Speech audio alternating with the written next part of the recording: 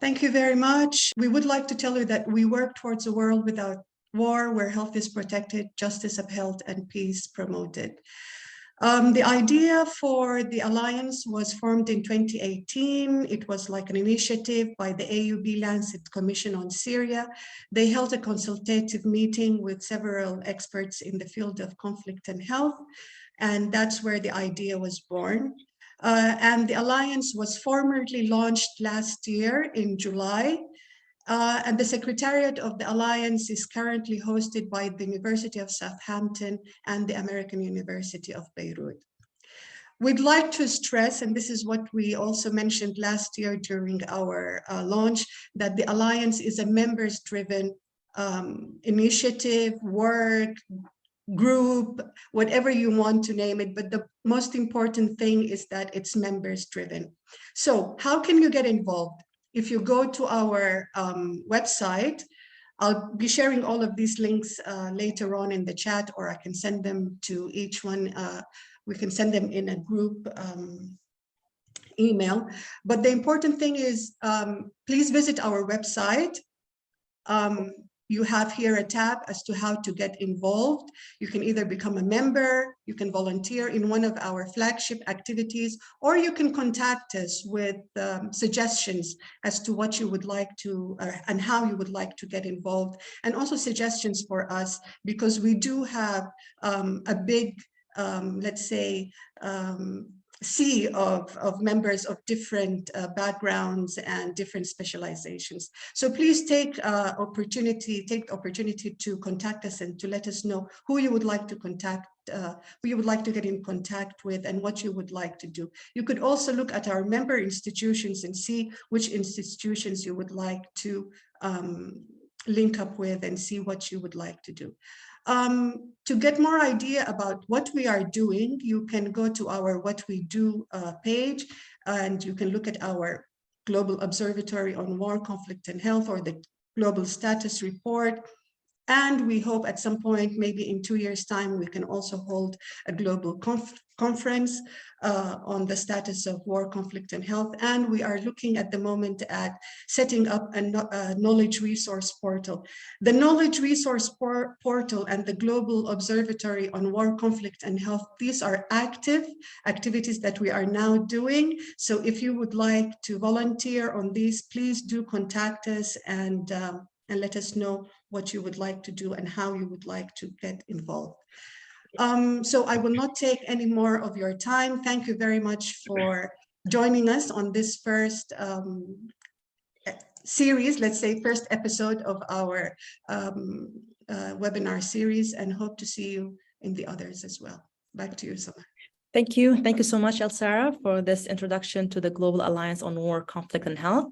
So in this webinar, the Global Alliance brings together experts to discuss the widespread use of explosive weapons on civilian populations, focusing on a decade of harm, patterns and predictions, and an overview of explosive weapon use and the war in Ukraine.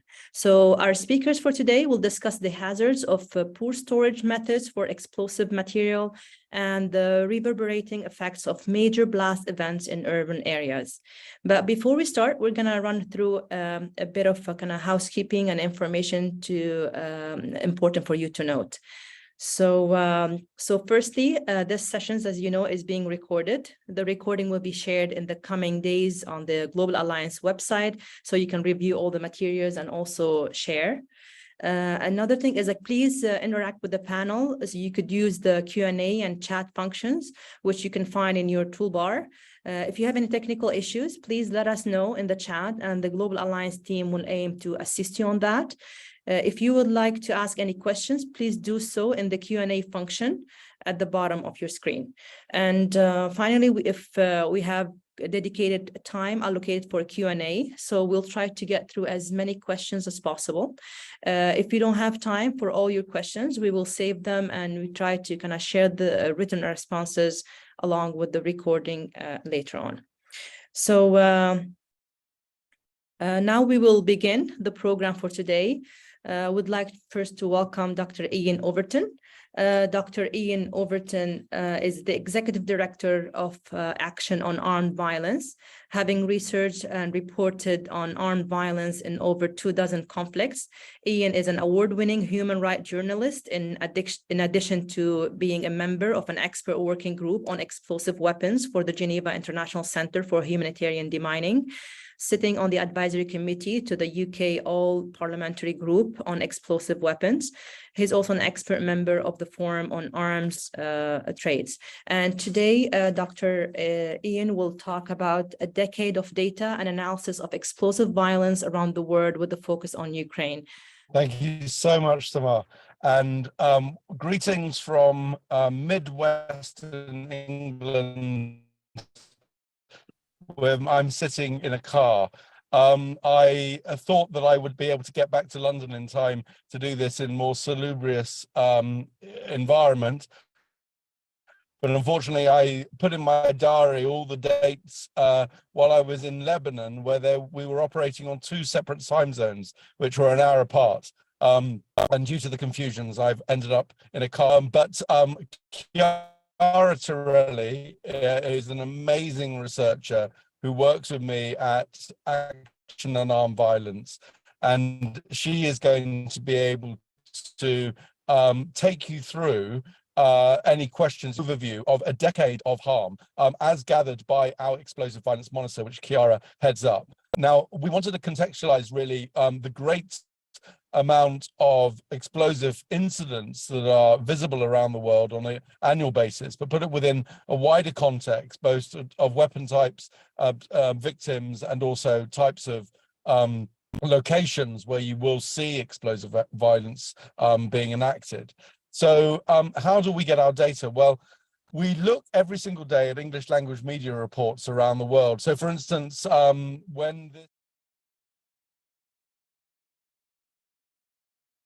So as Ian mentioned, my name is Chiara Torelli and I'm the explosive violence researcher at AOAV, and I sort of run the Explosive Violence Monitor. And as Ian was saying, we sort of collect data based on English language news outlets. So we look at casualty specific incidents that give us information about the location, the weapon type, the circumstance and number of people killed and injured, as well as whether any damage or displacement was caused by the incident. And as you can see over the past decade, so from 2013 to 2022, AOAV recorded 30,432 incidents of explosive weapon use. You can see based on the sort of the number of recorded incidents yearly that 2022 saw a much higher prevalence of explosive weapons use than any year in the past decade, predominantly due to Russia's full-scale invasion of Ukraine, but also sort of ongoing conflicts in Ethiopia and Myanmar that have really scaled up the level of civilian harm from this kind of weapon. As you can also see, almost 18,000 or over 18,700 incidents of explosive weapons use was recorded in populated areas, a type of explosive weapons use that is very, very harmful to civilians directly and also to civilian infrastructure, and therefore has reverberating impacts across generations when weapons are used in this way. So over the past decade, we recorded almost 245,900 civilian casualties of explosive weapons use. And as you can see, explosive weapons use in populated areas has caused the majority of those civilian casualties consistently over the past decade. So over the past decade, 72% of casualties of explosive violence have been civilians, as recorded by AOAV, which really drives home the fact that when these weapons are used, civilians suffer the brunt of the harm. They carry the burden of this type of weapons use. As I mentioned previously, the majority of quite a lot of incidents took place in populated areas. Specifically, 62% of incidents recorded over the past decade took place in populated areas. And these incidents, when explosive weapons are used in populated areas, 91% of casualties were civilians. Again, just bringing home the fact that when these types of weapons are used in this way, again, civilians bear the brunt of the harm. So over the past decade, 50% of civilian casualties were caused by manufactured weapons. Manufactured weapons are your airstrikes, your ground-launched or air-launched missiles, rockets, your artillery shells, and your mortar shells. IEDs, so improvised explosive devices, caused just under 114,500 civilian casualties over the past decade. As you can see, the recorded use of IEDs has been decreasing over the past decade, and the recorded use of manufactured weapons sort of a little less steadily was also decreasing until 2022, when, as I mentioned, events such as the war in Ethiopia, the coup in Myanmar, and Russia's invasion of Ukraine have really spiked up that the use of explosive weapons. Similarly, civilian casualties of manufactured weapons, again, spiked massively in 2022, as well as we've seen other spikes when other conflicts happened in 2017 and 2019. And the civilian casualties, oh, sorry, I got my slides mixed up. That was civilian casualties, and these are incidents, my bad. As you can see, again, incidents have really spiked in 2022. I apologize for that mix-up. So over the past decade, air-launched weapons have caused 25% of civilian casualties, and ground-launched weapons caused 23% of civilian casualties. As you can see, individually improvised explosive devices have caused the vast majority of civilian harm over the past decade. Between 2013 and 2022, AOAV has recorded incidents of explosive weapons use across 122 countries. The worst impacted countries, the top 3 impacted countries have been Syria, Iraq, and Afghanistan. Over 29% of civilian casualties over the past decade were recorded in Syria. This is, of course, a reflection of the complexity of the ongoing conflict in Syria, with the vast number of armed actors involved, the proxy wars, the direct wars, and it's clear that this has a very, very significant impact on civilians and civilian infrastructure. Here we see a picture of the Kuwait al-Rama IDP camp in Aleppo after a bombardment by the Syrian Democratic Forces on July 24th, 2022. The picture is by the Syrian Network for Human Rights. Within the countries that have been impacted, AOAV records the types of locations that are struck by these explosive weapons. As you can see, the locations with the most incidents recorded were urban residential locations. So these are cities, towns, or people's houses. 17% of incidents were recorded in these locations. However, the majority of civilian harm occurred when strikes were recorded in locations coded as multiple urban. This is when airstrikes or artillery attacks or any sort of explosive attack impacts multiple urban environments at once. So it damages multiple types of urban environments, such as schools, commercial centers, urban residential areas at once, and therefore causes the vast majority of civilian harm. In fact, 16% of civilian casualties over the past decade have been recorded when such strikes have happened.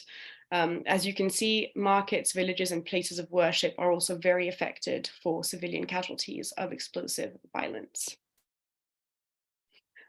Here we see the picture of an aftermath of a strike on April 9th, 2018, when 15 people, including children, were killed during a Saudi-led coalition airstrike on a home in the city of Taiz.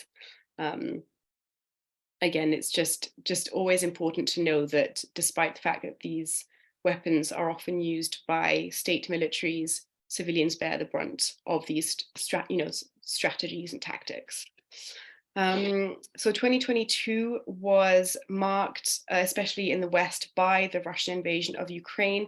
So we just wanted to spotlight the impact of the invasion on the patterns of data that we recorded. Here you see a picture of the Mariupol theater, which was destroyed in a Russian airstrike on November 16th, 2022. Over 600 people were killed in that attack as they were sheltering from attacks and using the theater as a shelter if their homes had been destroyed. The word children had been written in large letters outside of the theater. So in 2022, Ukraine was the worst impacted country for incidents of explosive weapons use and for civilian casualties of explosive weapons use. As you can see, 50% of global civilian casualties of explosive violence last year were recorded in Ukraine. So as far as English language news reporting goes, Ukrainian civilians bore the brunt of explosive weapons use last year. It's worth noting that Afghanistan, the second worst impacted country in 2022, actually sort of recorded a 57% decrease in civilian harm between 21 and 2022, but is still the second worst affected country, which really brings home that this is that other lesser publicized conflicts are still ongoing and still impacting civilians all the time. As you can see here, Myanmar was also a very affected country in 2022, and this is a reflection of the continuing violence that the military junta is inflicting on its civilians in its drive to eradicate opposition. Last year, Russia's full-scale invasion of Ukraine drove civilian casualties to the highest level since AOAV began recording.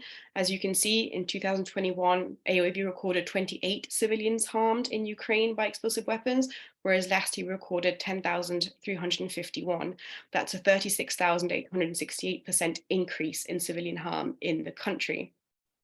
Furthermore, 85% of incidents of explosive weapons use in Ukraine were recorded in populated areas, compared to 16% in 2021, which is a proportional increase of 431% in the use of explosive weapons in populated areas. So Ukraine has been a very instrumental case study in examining the patterns, the way patterns of harm and patterns of use of explosive weapons change between the cold conflicts and the proxy wars that were taking place beforehand and the direct hot conflict that is happening as we speak.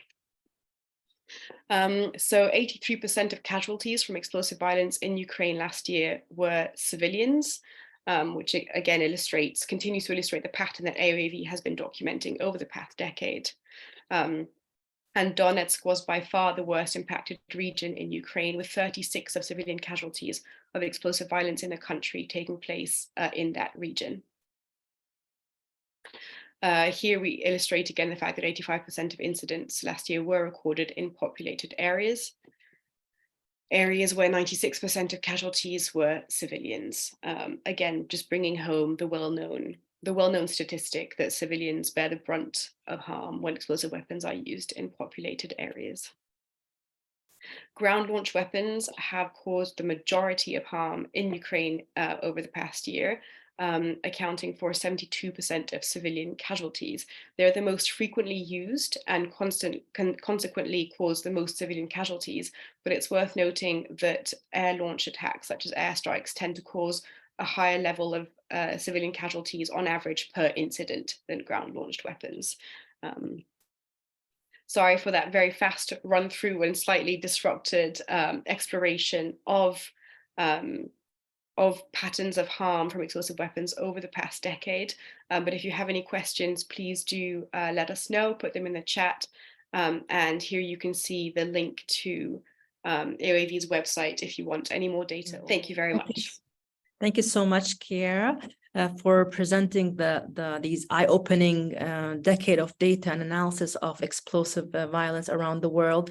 We apologize again for the technical issues that faced with Dr. Ian, but thank you so much. I just want to, before we go proceed with the webinar, I just want to remind everyone to please, if you have any questions, please put your questions in the Q&A at the bottom of the screen. We'll have a dedicated time for Q&A towards the end. So we're gonna go through all this, as many questions as you have, and if we don't have time, we could just like save them and we try to answer them at some later on. Okay, so now we're just gonna move on with our second presenter, Mr. Jake Taki. Mr. Jake Taki is an investigative journalist working with the BBC World Service. He has previously worked with Action on Armed Violence as a conflict researcher exploring the impacts of explosive violence in populated areas. So with Action on Armed Violence, he carried out research projects in Ukraine and Lebanon which focused on the reverberating effects of explosive incidents. And Jake will talk today about measuring explosive harm for the Beirut blast. Jake, the floor is yours. Thank you so much, Smart, and thank you for that lovely introduction. Let me just share my screen. Are we getting that? Is that coming through? Yes. Right Please. thing, perfect. Yeah, thank you so much, and thank you to Chiara and Ian for sort of that great overview before. So yeah, as mentioned, I previously worked with Action on Armed Violence, conducting research projects for them, and obviously the main objective of AOAV is this sort of incredible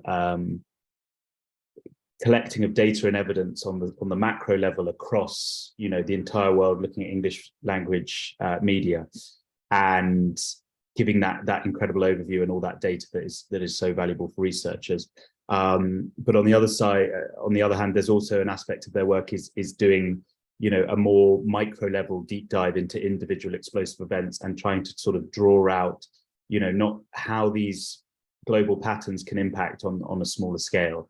So as part of that, I conducted, as mentioned, some research in Ukraine in early 2021, and then another project in Beirut in sort of late 2021. So I'm going to talk a bit about that and just try to, I mean, we haven't got much time, but just give a sort of quite brief overview of this idea of measuring explosive harm and seeing if we can look beyond the sort of the headline figures we typically look at, you know, whether it be death or injury figures, which are of course incredibly important, but, you know, just thinking beyond that and how we might, you know, go about measuring the actual impact of explosive violence and how quite often these impacts are very long lasting and, you know, we'd say reverberating effects, and they can last for decades and be cross-generational and so forth. So just for a bit of background, I did this research in Beirut and also the research in Ukraine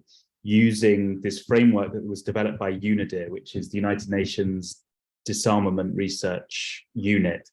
And they basically have been developing sort of indicators and factors to try and measure explosive violence and the impacts of it and how it can sort of proliferate through, you know, different aspects. And so to do that, they've been understandably focusing it around the SDGs. And so they started with these 4 and created, you know, tried to understand how, right, if we look at these 4 SDGs, 16, 11, 3 and 4, how can explosive violence in populated areas specifically impact on these? And they've added to it subsequently with 4 more SDGs.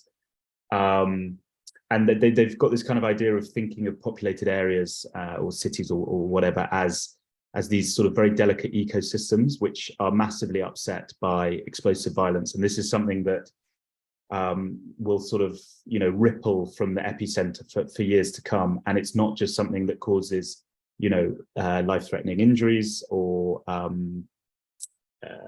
you know, destruction to buildings. It's something that can really spread out beyond a much wider scope. So that was the sort of focus we used. So I'll sort of briefly touch on how we were measuring and looking into the different impacts within these four areas. And then just on an extra, they go across 4 SDGs, but then they also think about the impacts as being first level, second level, and third level, which I think is a really important way of thinking about explosive violence and thinking, right, the initial explosion is going to cause, you know, horrific damage, injury, death. And that's very important to record, but we must also think about these second and third level indicators and how, you know, is civilian well-being in populated areas going to be massively impacted, you know, 1 week, 1 month, 1 year down the line, and what can we do to mitigate that?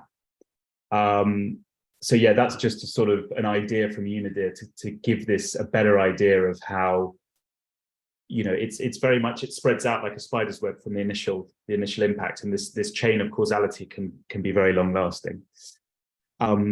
So just very briefly, because I know Chiara touched brilliantly on a lot of the figures, but just to sort of, when we went to Lebanon and the sort of background. So we were already, even before we started to look at the blast itself, you know, Lebanon is a country that has faced a lot of explosive violence since the AOAV monitor began in 2011 and obviously even before that.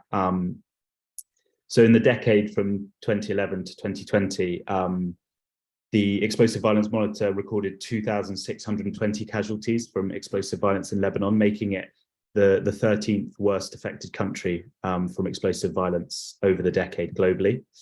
And we did face, I mean, at the outset, a slight issue with when it came to researching the port explosion, because it actually didn't appear in the Explosive Violence Monitor, just because, you know, typically that had been for monitoring the impacts of what we'd call sort of traditional explosive weapons, whether that be mortars or rockets or you know, aircraft drop bombs.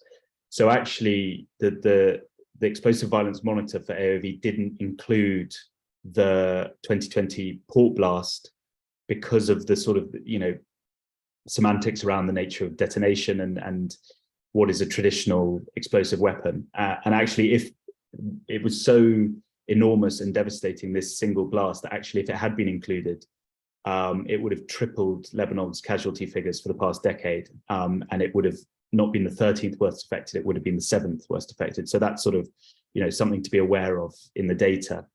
But I think, you know, although there's some semantic issues about weapon versus not weapon, you know, a large store of ammonium nitrate, regardless of what it's intended to be, if it explodes, it behaves very much like a weapon. And I think a lot of the impacts that we explored and sort of wrote about in Beirut were the kind of impacts you'd see with any other traditional weapon, probably even greater, but just due to the size of the blast. But you know, you see similar impacts from aircraft drop bombs or shelling, and so it sort of worked within that context.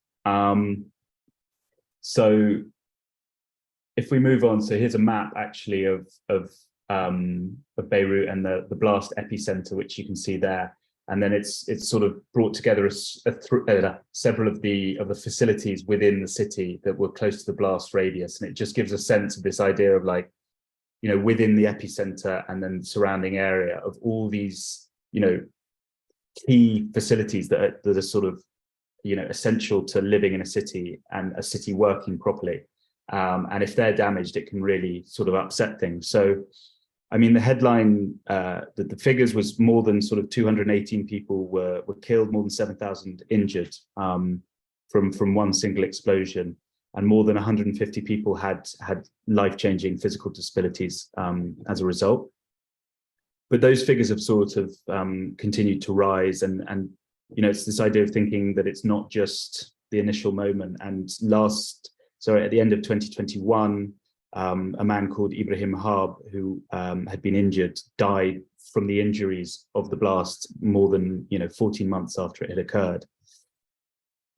So we tried to think also more about not just the death and the injury, but the types of injury. And there's been a lot of really incredible work done on this topic, not only by Professor Al-Haj, who's hosting this event, but we noticed, sort of looking at this, typically a lot of the injuries were what we saw as like secondary and tertiary injuries, which were caused by debris, or particularly glass, cutting people, hitting people, damaging eyes, or as tertiary injuries, which was sort of the result of structural collapse or people being thrown against walls or hard surfaces, because ultimately, due to the size of the explosion, most of the people who were had what we call primary injuries, which is caused by the blast overpressure.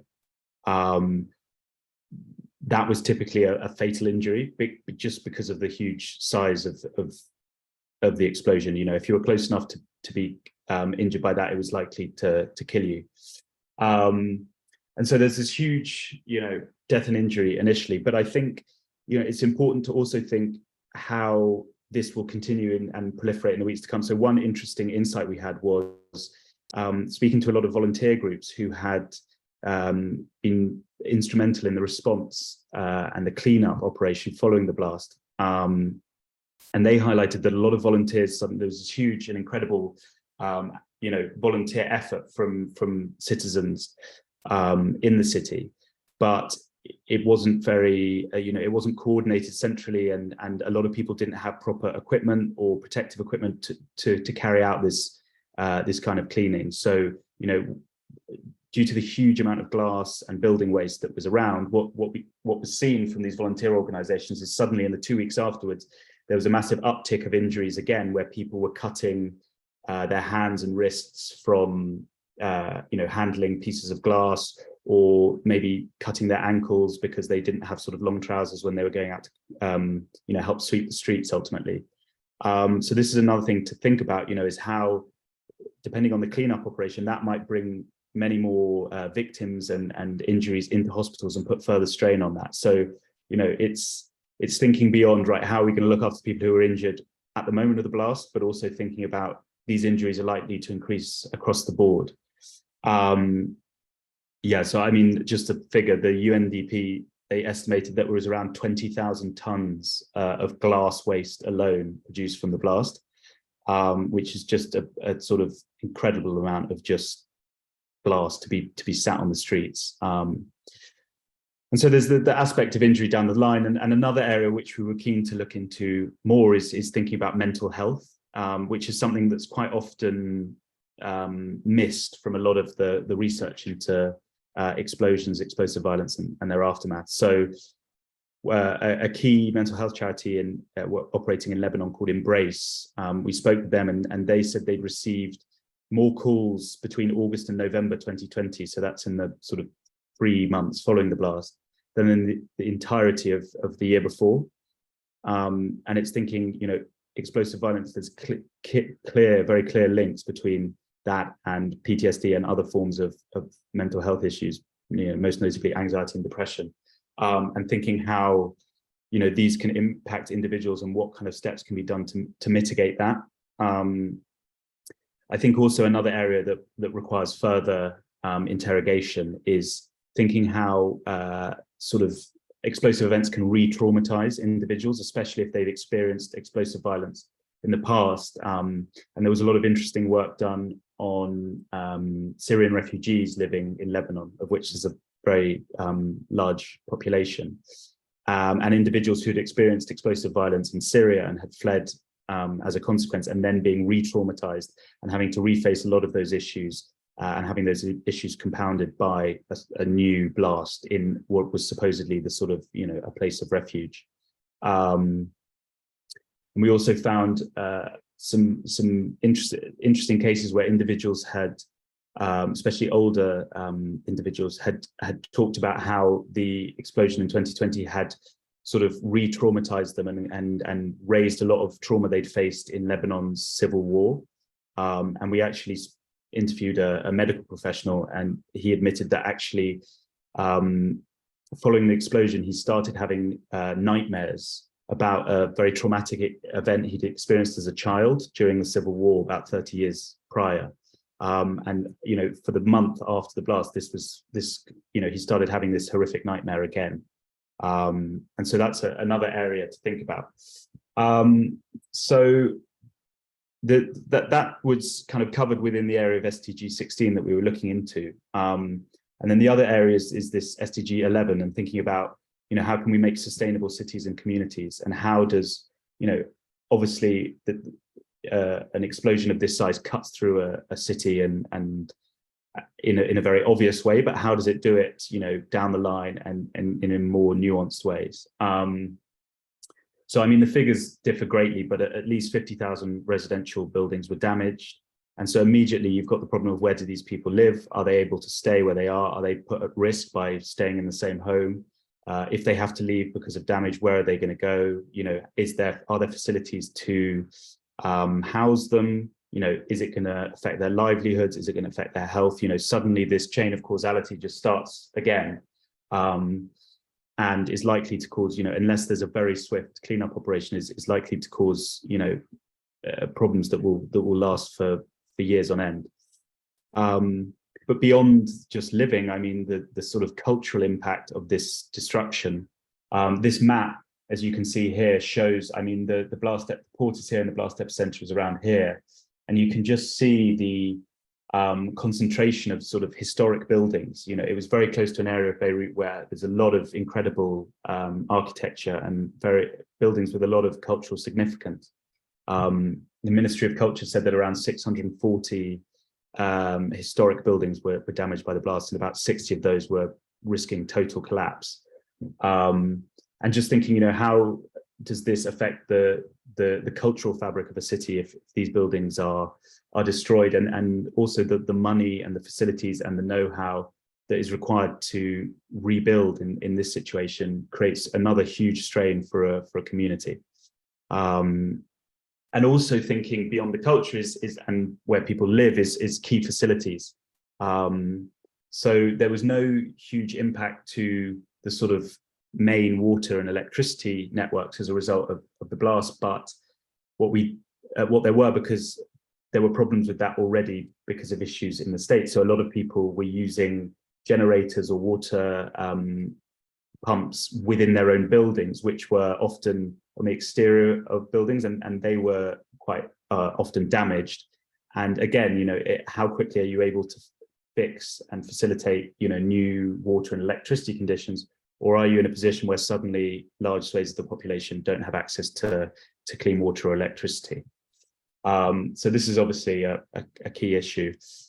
And then just moving on quickly to SDG 3 and thinking about how explosive violence can impact on health and well-being. Well, obviously the death and the injuries is the obvious way, but also thinking this map shows the concentration of hospitals and health facilities in Beirut. And as you'll see, there's, you know, a very heavy concentration around the port, and at least 3 hospitals were rendered completely non-functional as a result of the blast. And this meant that 500 beds were just lost straight away at a time when, you know, beds were very much at a premium anyway. And we also started to think more about the death of hospital workers, how this might compound impacts and effects down the line. But also trying to think more about the psychological impact on health workers and how this may cause, you know, people who are incredibly key in the aftermath of an explosion to, you know, be out of work and require their own medical treatment. So this is a mural that was outside one of Beirut's hospitals, and it was all messages and words and statements from medical personnel. It just gives a sense of the intensity of the psychological trauma that they felt, and how, you know, is this going to impact on the healthcare system in the long run, having, you know, this level of trauma if it's not dealt with properly.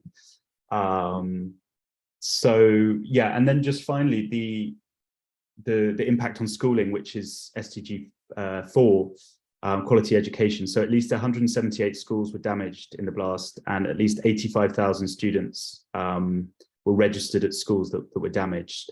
I suppose, you know, it was during the summer holidays, but we've got to think, you know, if there's damage to schools and education facilities, how, you know, and children have to have time out of school, how long is this going to, you know, how long will these impacts last? Is it going to cause massive setbacks to the lives of individuals, which can have, you know, devastating impacts down the line? So just to sort of quickly conclude, you know, the main idea behind this is trying to think with individual explosive events, or, you know, for example, a war or a city that's been bombarded, is trying to think past just initial damage to these reverberating impacts, and thinking of these populated areas as ecosystems that can be irreparably damaged. And yeah, moving past this idea of it just being a single moment, and trying to see how we can mediate the impacts to ensure that they're not lasting for decades. So yeah, that's all. Thank you very much. If sorry, I've had to kind of brush through some a bit quickly. I could talk about it all day otherwise. But if there's any questions at the end, please do shout. Sure. Thank you so much, Jake, for speaking to us today about your research carried out in Beirut about using the SDG indicators. So hopefully this has given us an idea on how we can go about recording and measuring the impacts of explosive harm, which often lasts for decades. So thank you again. And as you mentioned, we're also, I'm working with international and local collaborators on, you know, examining the devastating impact, not only on the physical characteristics of the injury, but as you said, the long-term impact on children and also on the rest of the population. So thank you again. So I just want to remind everyone, if you have have any question, you could just go ahead and raise your hand, and I could just unmute you. You could just ask your question, or you could just type your question in the Q&A at the bottom of your screen. So I think we have a question from one of the panelists. We can't actually write anything in the Q&A box. So if I ask it out loud, does that work? Sure. Please go ahead. So one of the questions that was asked was, considering fake media and the fake news that's all out there, how can we be sure that this data that you collect is reliable? And what are the factors that we need to consider when doing this kind of research? Don't know if that's to Chiara or Jake, or you can probably both comment on that one. I'll just jump in there to say that absolutely the ease with which information can be put on the internet can make our jobs more difficult. What we at AOV, what we do is we sort of only use Google News approved sources, which of course is not infallible. But it's one way that we can sort of filter out the sources that are included in our data. And a lot of cross-checking is done. So multiple sources per incident. The data is cross-checked by an independent assessor who double checks all the sources, at least once a month. So in terms of how we deal with that, I think we do what we can, but it is definitely a challenge. That can really, yes. So I think we just need to keep cross-checking, keep double-checking, and make sure that we can that we're using sources that we can assess as being reliable for the most part. Thank you, Chiara. Jake, would you like to comment on that? I think that Chiara's covered it perfectly. She's far better placed. But yeah, I do remember with the that level of cross-checking was essential, and also flexibility in recording, because due to the nature of these events, typically the death and casualty count will continue to rise, and that will be disputed by multiple media sources, and you have to sort of really get to the bottom of it. All right, thank you. Okay, so we have a question from Amy from the University of Washington asking about the role of international law in holding perpetrators accountable.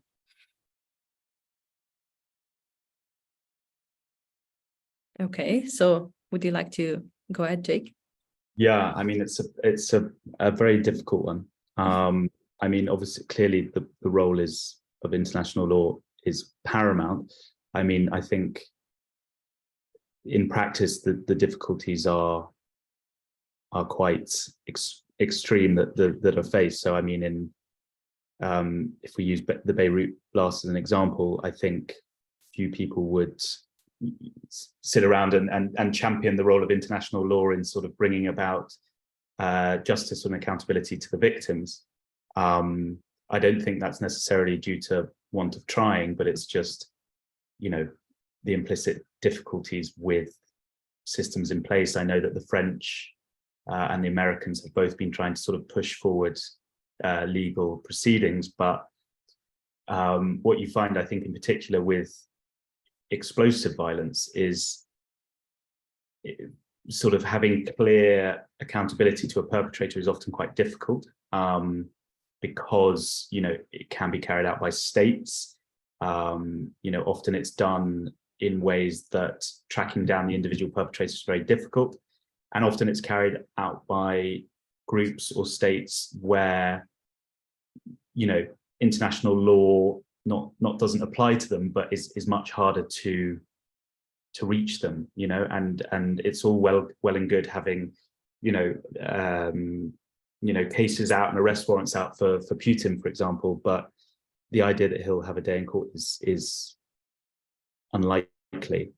So I think I do still think there is a real value in it, and I think certainly for people lower down, sort of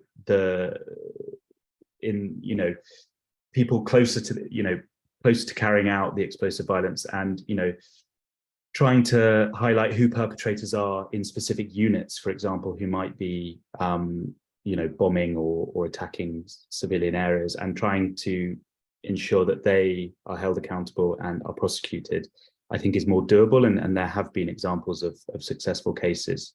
and identifying these individuals, because I think as you start to get higher up, it just becomes very, very difficult. Absolutely. So we have another question. Thank you, Jake. So we have another question from Emily. Are there policy changes that are being proposed to move away from explosive devices? So I can't really speak to sort of specific policy changes in specific governments or countries, but I'm sure you're aware that in November of last year, we had that international political declaration on strengthening the protection of civilians from the use of explosive weapons in populated areas. So there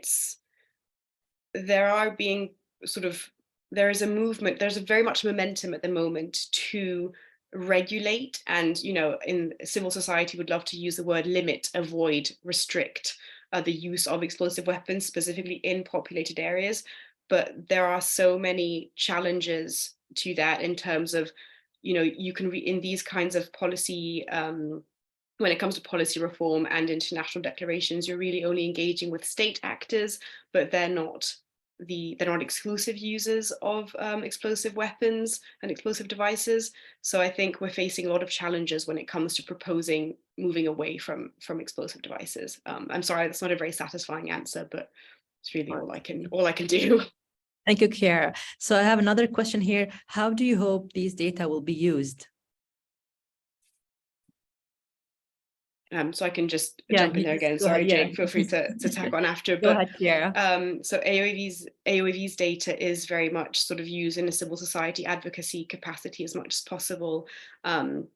The report of the UN Secretary General, the report of the Secretary General on the protection of civilians has cited our data consistently, I think, since 2013. And that political declaration that I spoke about last year was very much sort of, the state signatories were citing AOAV statistics, and it was really that those data on the level of civilian harm from this type of weapon use is really a big push for the civil society side of advocacy, but also to hold governments accountable and get governments and state actors involved in the process of trying to move away from explosive violence. Absolutely. Thank you, Chiara.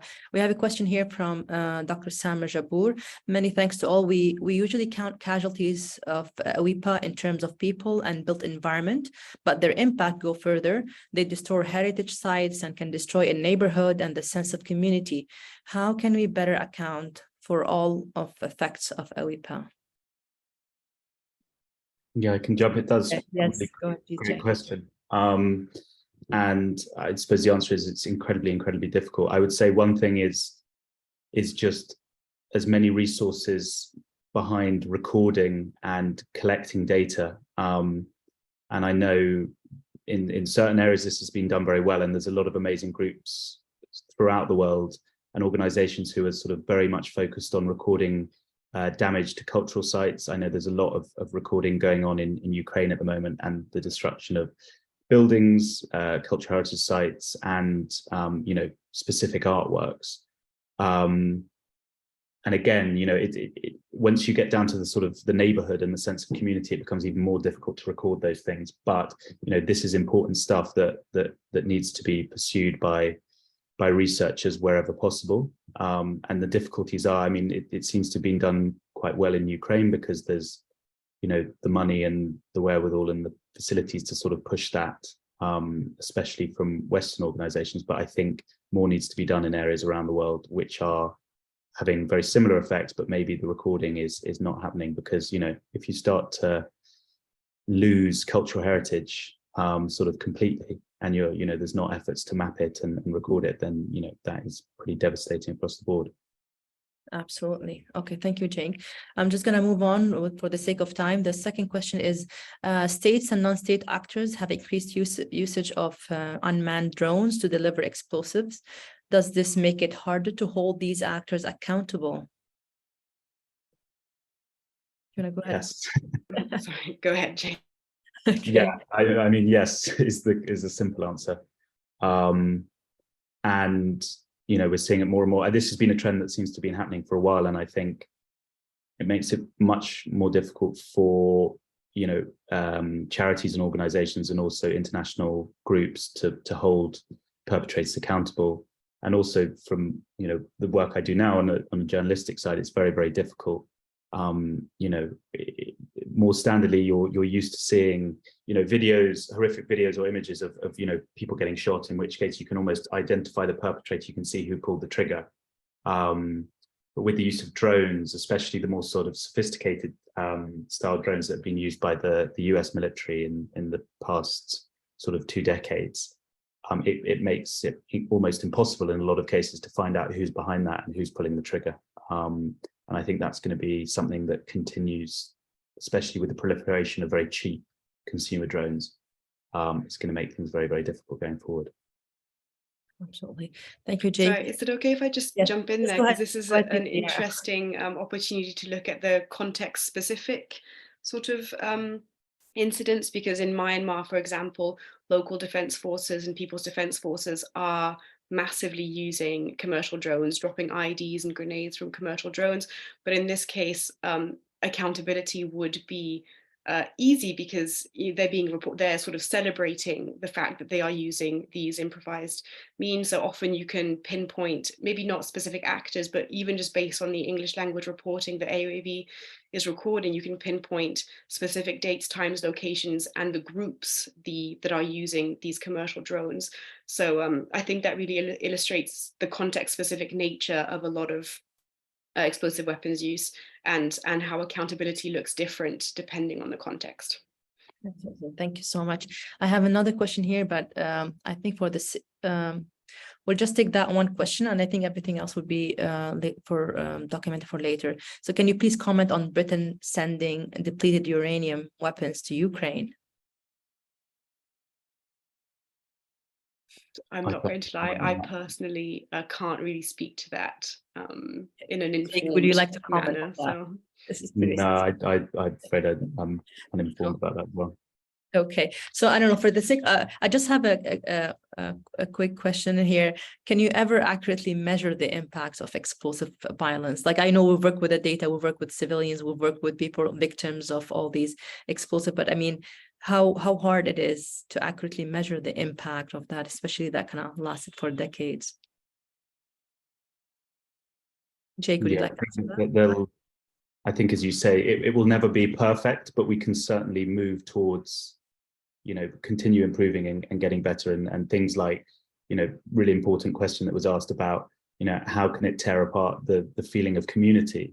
It's a very key feature of a lasting impact that may go on for, eternity even, or certainly for, years and decades. And measuring that, certainly in a quantitative way is close to impossible, but it doesn't mean that we can't start pushing forward. And I think the key is just to widen the scope in how we think about impacts, and keep looking further and deeper and longer into how explosive violence can cause those issues. And there's always going to be gaps, I think, but the efforts to fill them need to keep being pushed forward. Absolutely. I'm just going to take this last question. Myanmar recently conducted an airstrike on civilians. How can we provide healthcare and infrastructure repairs to countries with government hostile to outside interferences?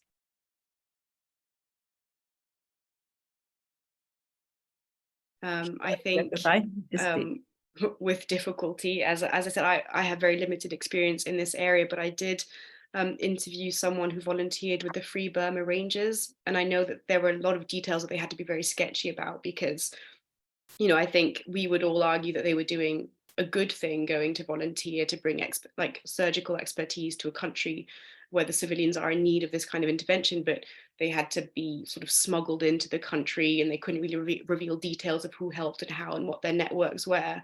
So I'd say that we can provide healthcare and infrastructure repairs with a lot of difficulty, and I don't really know, I personally can't speak to where we go from there and how we can improve access and protection for these kinds of actors in these kinds of situations.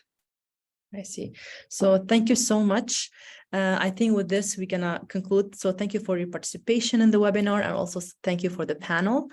If you have any more questions or any comments, you could just kind of share it with us, and I will be asked the panel to respond to the questions in writing.